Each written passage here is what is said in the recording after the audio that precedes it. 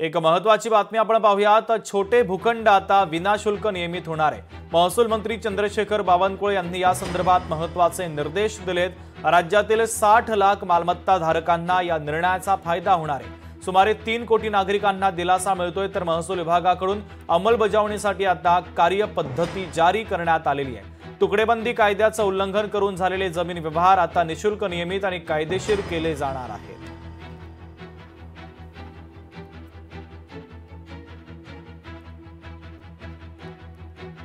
तर महत्त्वाची बातमी आपण पाहतोय, चंद्रशेखर बावनकुळे यांनी या संदर्भात हा महत्त्वाचा निर्णय घेतलाय।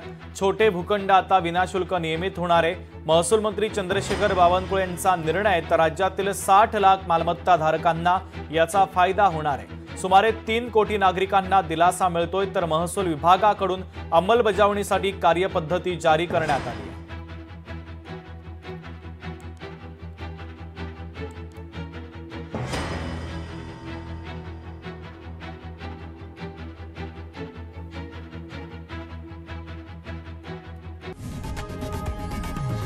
लोकशाही मराठी ऐका, पहा, जागरूक रहा।